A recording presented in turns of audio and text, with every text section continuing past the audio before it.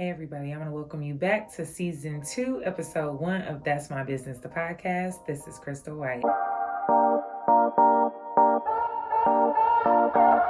I want to say Happy New Year to all of you. I hope you had an amazing holiday season. Omarion, aka Omicron, aka the reason the season was kind of fucked up, really came through and snatched everybody's wigs this holiday season. I was visiting my family in Detroit. All of my extracurricular plans got canceled, and for good reason. I'm not salty at all about the plans being canceled, but I am salty about the fact that we were all thinking we were going to be a few months removed at least from this pandemic running our lives. And so that is not the case, and there does not seem to be a legitimate end in sight. But nevertheless, we are still going to come into 2022 and throw this bitch around, okay? It is literally not even 2 weeks into the new year. My own personal wig has been snatched quite a few times. Listen, y'all, I am not the most forthcoming and most transparent person. Which, you know, as you work through some of your issues that you kind of run into, you feel, or not even feel, you realize that a lot of things that you deal with, a lot of the ways that you have, and a lot of the things that you do as an adult are rooted in a lot of issues from your childhood. And so, like many of you all in your 30s, maybe even 40s, maybe in your 20s, like many of you trying to navigate life with everything else going on, I too have some childhood trauma that is plaguing your girl. And so I have been working through those things. I'll be honest.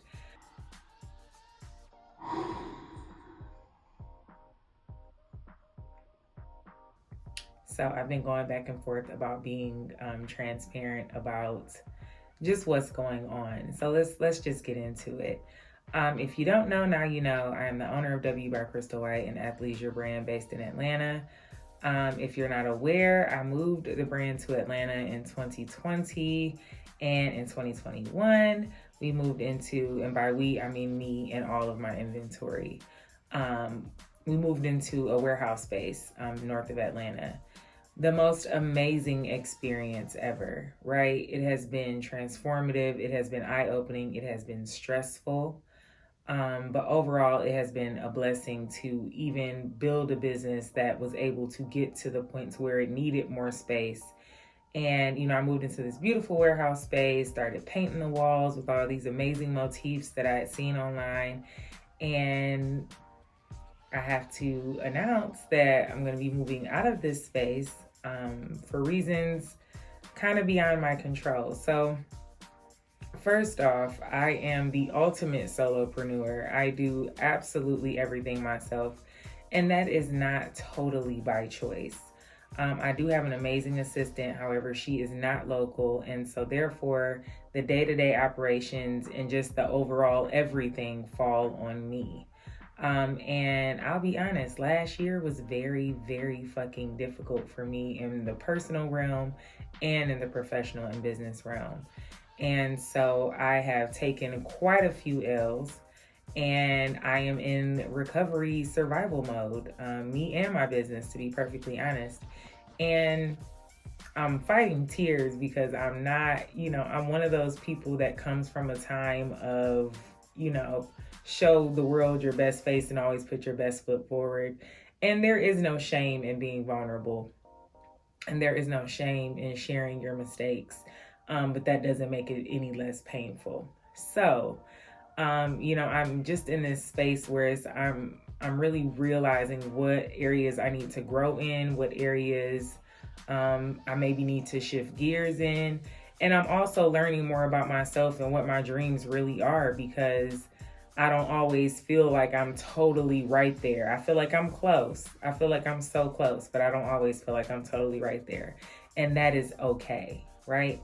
I love talking to my dad when I have these moments of just overall just stress and strife and just being overwhelmed and, kind of dealing with anxiety and all of these things. And he always provides the best perspective because he is so quick to remind me of how much life is still ahead of me. Granted, God blesses me with 50, 60 more years. But he always reminds me of how fresh I still am in life, even at this age. And not in a way to negate the gravity of decisions made at this point in my life, but more so to remind me that the only thing that is the end of the world is the end of the world. And that is a mantra I kind of use personally when it comes to approaching things. But sometimes that just overwhelming stress just creeps its way in, and it can really, really slow you down. So I'll say all that to say, my world is a literal dumpster fire, but instead of me running away from it, I am learning and soaking up all the knowledge that I can from this experience. It has been fucking hard. It really has. It has been very, very hard. And again, I do struggle with being open about these types of things. People are very, very quick to put you kind of on this pedestal. And when you're the type of person like me who does not run to flaunt their problems, people take your silence on those matters as confirmation. And so for everybody to treat me like I have all the answers, or I know exactly what's going on, or I have it all figured out, and me to be the type of person that just does not, or has not had the capacity to really challenge those beliefs about me, I just kind of go along with it. And so that's something that I don't necessarily suggest you do. But if you do it, as long as you're able to recognize where that may be inconveniencing you or causing more problems in your life, then, take it in stride. But, this has just been literally, I'll say, about 4 to 5 months of non-stop just lessons. I'll call them lessons because I have learned so much about myself, about life, about people, about relationships, about business. I've just learned so much in this very, very short amount of time. And it's all very integral to my growth as a person and where I plan on being in life. But god damn, like, I've been waiting on life to take the gloves off for, I swear it's been a year. I swear it's been a year.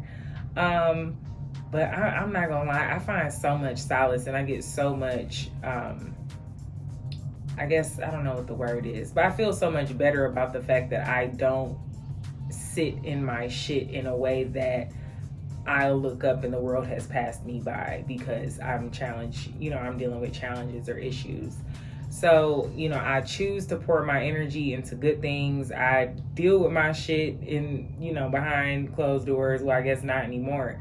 I deal with my shit, but as far as the energy I put out into the world, I really do focus my energy on good things, positive things, because those are the things that keep me uplifted. And that's almost like my own way of my own kind of therapy almost, is to pour into good things and really let the bad things be handled in less impactful spaces, I guess I'll say. But I also am learning that even though I grew up in a environment where that was kind of the status quo, I'm realizing that so many people can benefit from me being transparent and sharing that, listen, Crystal does not have it all figured out.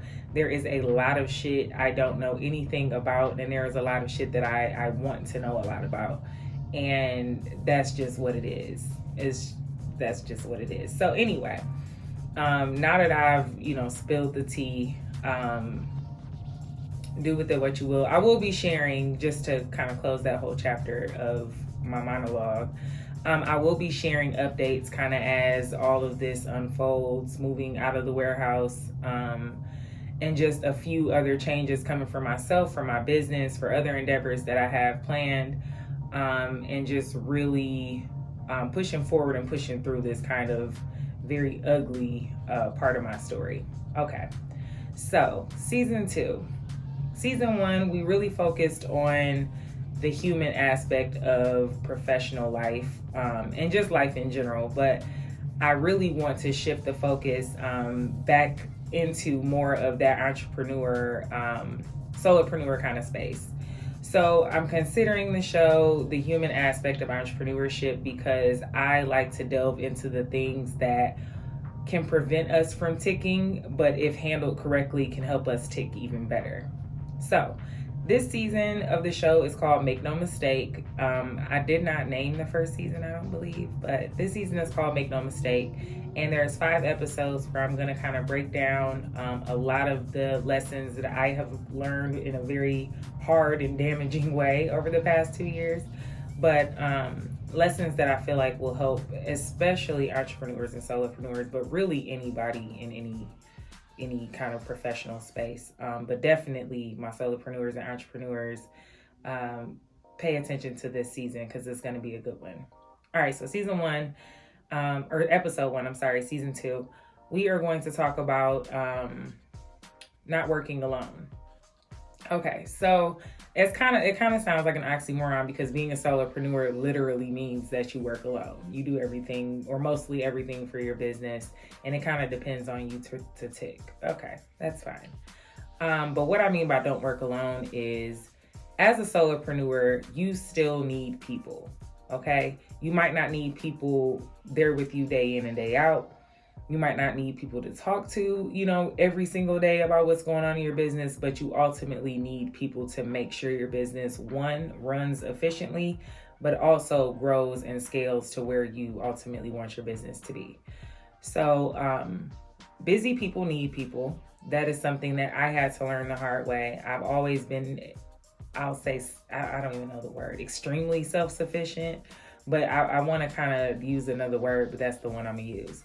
I've always been extremely self-sufficient to a fault in a lot of situations. And so I always feel like I can figure it out. I always feel like I can do it. It's fine. I can do it.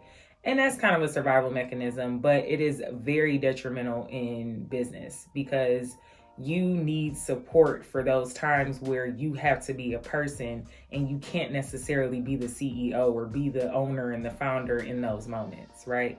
So busy people need people. I was crazy leery about the concept of virtual assistants. I simply did not understand it. I come from very traditional work environments. I worked for the government for years. And I've just been in very organized corporate environments. And so the concept of a virtual assistant, mind you, I've been working for myself since before COVID. So I never had to deal with working from home. I never had excessive Zoom calls and kind of like all of these virtual interactions with people in professional settings, right? So I was extremely leery about the concept of a virtual assistant. It just didn't make sense to me. And so from literally January 2020, when I launched W by Crystal White, until July 2021, so we're talking about 19 months, 18, 19 months, I did everything. And for about 14 of those 19 months, I did everything, including my taxes and everything else, right? So I had literally set myself up for failure by putting that much on my plate. There was no way I was going to be able to eat everything and have room to fix another plate and eat that one too. Even though that bitch was being made, I was not going to be able to eat it. And so I had so much on my plate that I was simply drowning. I was drowning. I had built this business that was doing 5 figures each month, doing exceptionally well and scale and growing, but I wasn't able to scale because I was only one person. And it took a book I was reading. I can't remember the name of it, but in the book, it talked about man hours and basically how important it is to realize that no matter how good you are at something, if it takes you 4 hours to do it,